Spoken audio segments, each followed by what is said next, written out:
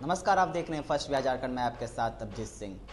केंद्र सरकार की जो अग्निपथ योजना है, इसको लेकर देश भर में काफ़ी प्रदर्शन हो रहा है। जी आपको बता दें कि जो अग्निवीर हैं के युवा हैं वो काफ़ी देश भर में प्रदर्शन कर रहे हैं। आपको बता दें कि बिहार में भी प्रदर्शन काफ़ी देखा गया और जो अग्निवीर हैं वो बीजेपी के मंत्री और नेताओं को टारगेट कर रहे हैं और बीजेपी के प्रदेश कार्यालय को टारगेट कर रहे हैं।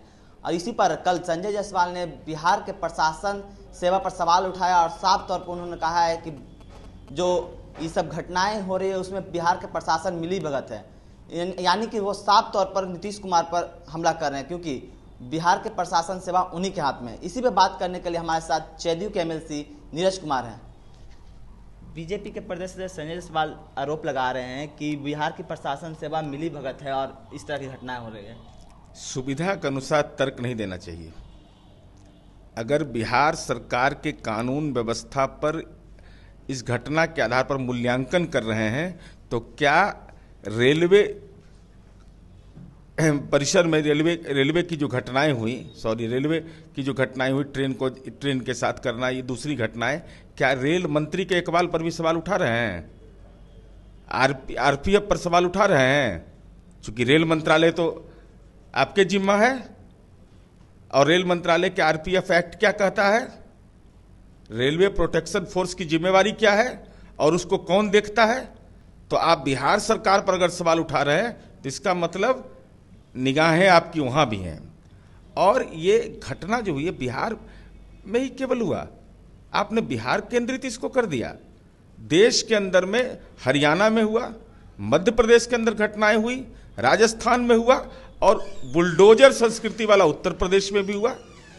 तो दूसरी घटनाओं में 12 घंटे के अंदर बुलडोजर का मशीन चल पड़ता है और उत्तर प्रदेश के अलीगढ़ में थाना परिसर में आग लगा दिया गया तो बुलडोजर कहाँ गायब है?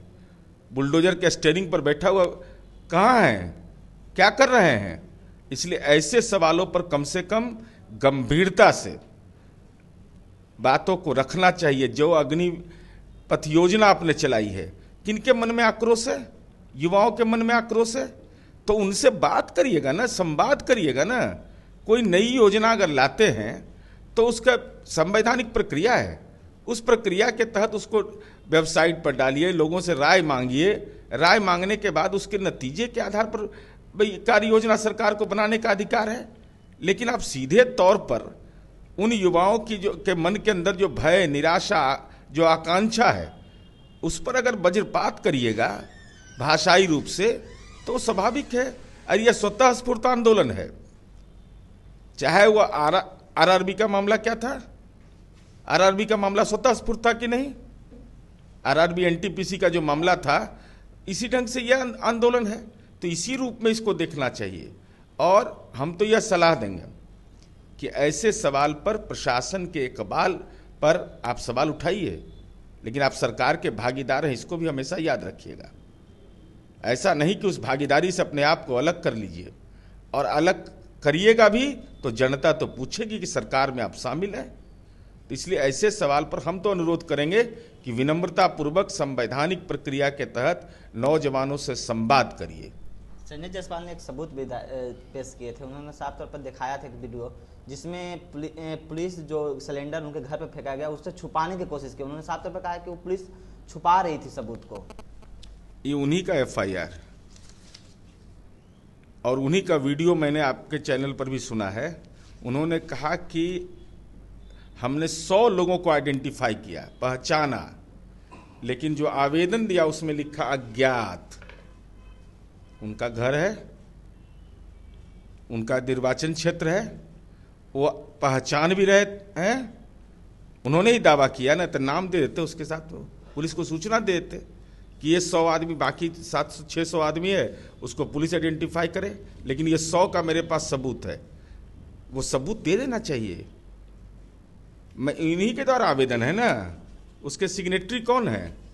सिग्नेचर किनका है? संजय जायसवाल जी का है। उन्होंने आवेदन दिया और उन्होंने अपने आवेदन में अज्ञात कह रहे हैं। तो वीडियो में कैसे ज्ञात कह रहे हैं कि 100 आदमी ज्ञात है, इसको हम पहचान गए? अगर पहचान गए तो उसकी सम्यक सूचना, अगर सूची आप नहीं तुरंत प्रतिवेदित कर रहे हैं तो इसका मतलब ऐसे मुद्दों का राजनीतिकरण कर रहे हैं। जो अपराध करने वाला, हिंसा करने वाला है, गुंडागर्दी करने वाला है, उसको किसी भी सूरत में बचाव का कोई मामला नहीं होना चाहिए। हर एक राजनीतिक व्यक्ति और देश के हर नागरिक का यह कर्तव्य है कि अपराध कोई करता है तो उसके बारे में सम्यक सबूत के साथ जरूर प्रशासन को देना चाहिए। ये कानूनी जिम्मेवारी भी है और नैतिक जिम्मेवारी भी है। एक आखिरी सवाल, जिस तरह से ये घटनाएं घट रही है, तो संजय जायसवाल ने जिस तरह से बिहार के प्रशासन पर आरोप लगाया था और केंद्र सरकार अब 12 जो बिहार के विधायक और मंत्री हैं उन पर 22 सुरक्षा दिया गया, क्या बिहार के प्रशासन पर उनको भरोसा नहीं है? अब 30 सवाल उनसे पूछिएगा ना भाई। इस सवाल तो बिहार सरकार के जो मानक है उसके अनुसार तो सुरक्षा दे दिए। यही तो सवाल है कि इंटेलिजेंस पुट के आधार पर आपने सुरक्षा दिया, ये मानक है, उसका मिलना चाहिए, उसे किसी को कोई आपत्ति नहीं होगी। लेकिन सवाल उठता है कि जो युवाओं के मन के अंदर में असुरक्षा का भाव है, आक्रोश का भाव है, चिंता है, दुश्वारियां हैं, उन चिंताओं को कौन एड्रेस करेगा? जरा इस पर भी त्वरित गति से काम होना चाहिए। जो संवैधानिक प्रक्रिया है उसके तहत संवाद करना चाहिए। हम तो यही सलाह देंगे, हठधर्मिता से बेहतर है संवाद करिए।